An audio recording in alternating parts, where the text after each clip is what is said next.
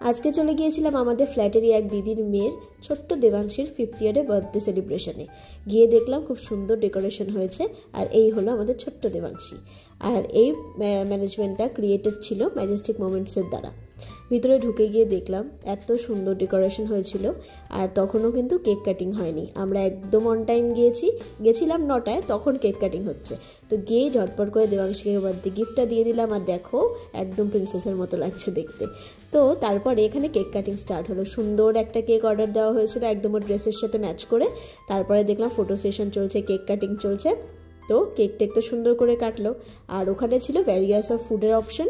তো সবার আগে আমরা স্টলে চলে গিয়েছিলাম আর নিয়েছিলাম কফি। এটা হলো আমার একটা বান্ধবী ঐশী, ওর সাথে ওখানে দেখা হয়ে গিয়েছিল। তো খুব ভালো কাটিয়েছে আমরা একসাথে সন্ধ্যেটা। তারপরে এখানে নিয়েছিলাম চিকেন পকোড়া, এছাড়াও কর্ন পকোড়া ছিল যেটা ঐশী নিয়েছিল। তারপরে আমরা দুজনে মিলে নিয়েছিলাম আম পান্না। আমার মাও গেছিলো, মা ভিতরে বসেছিল, আমি আর ও মিলেই যা খাওয়া দাওয়া করেছি, আর মাকে আমি গিয়ে দিয়ে এসেছিলাম। তো আম পান্নাটা খেয়ে ভীষণ রিফ্রেশিং লাগছিল। তারপরে চলে গিয়েছিলাম আনলিমিটেড ফুচকা খেতে, কিন্তু 4-5টা বেশি আর খেতে পারিনি। আচ্ছা, খাবারের ব্লগটা অন্যদিন আসছে। খাবার দাওয়া শেষ করে সেদিন ছিল প্রচণ্ড বৃষ্টিতে টোটোতে উঠে সবাই মিলে চলে এসেছিলাম আইসক্রিম খেতে খেতে। টাটা।